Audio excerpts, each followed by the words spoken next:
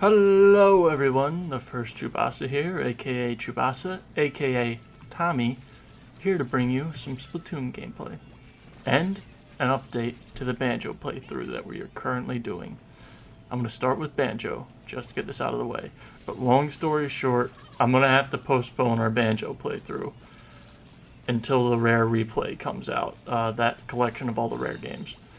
Now, I'm sure you're wondering why. Well, it would just be easier for me to show you why. And here's some Banjo footage that I recorded on the 360 version of Banjo Kazooie. As you can see in the Banjo footage, for whatever reason, whenever I capture the 360 version of Banjo, it skips ahead randomly, and then it does this weird thing. Even when it does, like, when it starts recording properly, the audio becomes, like, desynced with the gameplay, and it just becomes a real pain to edit. If you watched part 2 of my Banjo playthrough, there were some technical difficulties in that, and like occasionally you would just hear like parts where there'd be like no sound whatsoever.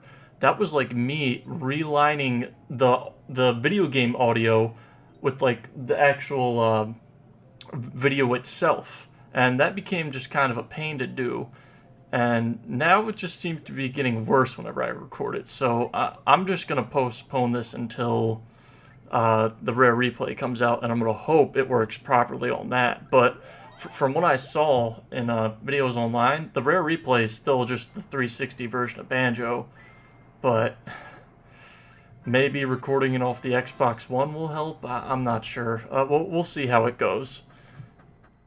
On to happier news now. I'm actually going to try my hand at doing some solo commentaries of Splatoon, and just telling you what I think of like weapons in the game in general. And to tell you what I think of the game in general, I think it's amazing. Like, I almost play Splatoon every day, and I'm so happy Nintendo has made this new IP. I love the characters, and like I love how you can like customize everything. It has kind of a Team Fortress feel to it. It's like a hat simulator.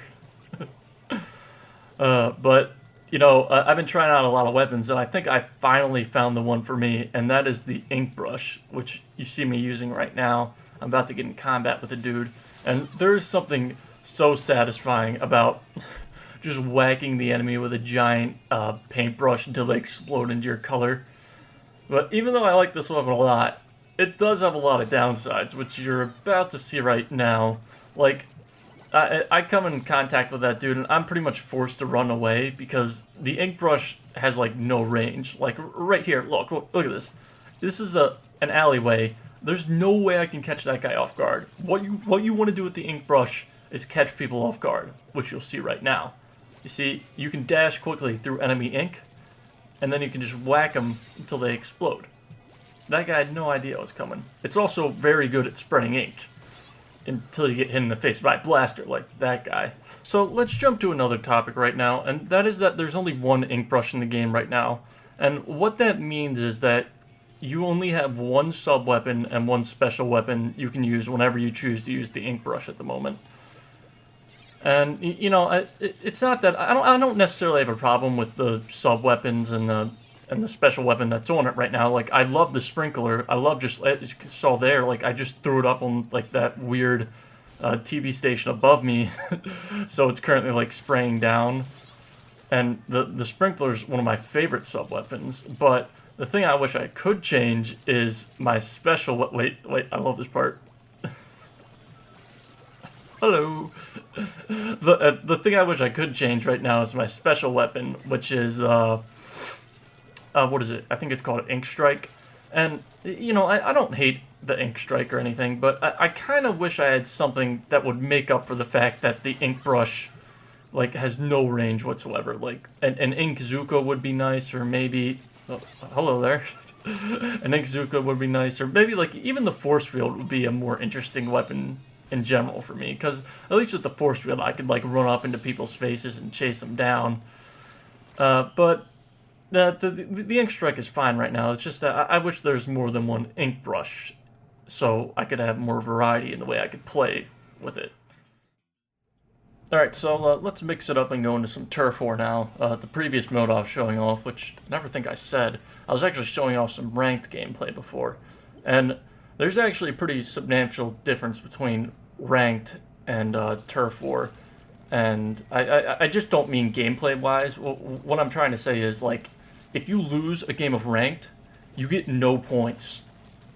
And it really sucks. Like, if you go on a losing streak in ranked for like 30 minutes, that's 30 minutes of points you just could have got from playing Turf War instead. But the thing that makes ranked play so rewarding is you get like triple the points you would get from playing a single game of Turf if you win a game of ranked. And that can be really awesome, especially when you're on a winning streak in ranked. But, you know, it all depends on, like, it comes down to, like, who your teammates are and how well you perform against the other team. So, I'd have to say right now, what would I choose? Ranked or Turf War? Well, Turf War right now, because it's just a little bit more fun. Even though, like, it is, honestly, it's probably like 50-50 right now for me, but most of the time I'd say I'd choose Turf, because it's also like what my friends are playing all the time. A lot of them can't really get into ranked. Alright, well, let's jump off that topic and jump into another one, and that's kind of ironic, because I wanted to talk about, like, how I'm jumping all the time when I'm using the Inkbrush. Look at this. Look at me jump. The reason why I'm jumping when I use the Inkbrush is two things. One, you don't lose any accuracy when you jump with the Inkbrush. And the other reason when I jump with it is that... Ooh, that was painful. The other reason I jump with it is because you get a little bit more range, because you're just higher in the air when you're doing it. It just helped you spread ink, and when you try like jumping and shooting with a gun, you actually do lose a significant amount of accuracy, but you don't get that from the paintbrush, which is awesome. Now, what else is there to talk about? I already talked about my sub-weapon, my specials. I wish there was more ink brushes for me to use. That is a big missile. Lordy. Oh, dang it. Why did I upload this? I've died, like... I don't think I'm performing that well. Actually, no. No, my score isn't that bad. 700 isn't terrible. I know. I'll give you guys a tip. You want to know a tip? Here's a tip. When you fill up your special meter, and when you use your special... Did you know that your ink, all your ink refills in your backpack? It's a useful tip. Like here, I think I'm actually about to do it now, because you see, right? I'm gonna do it. I swear. Okay. I don't know if you can tell, but I'm pretty sure it got all refilled there. Well, it looks like we're down to the final seconds, and I actually took down quite a few people at the end there.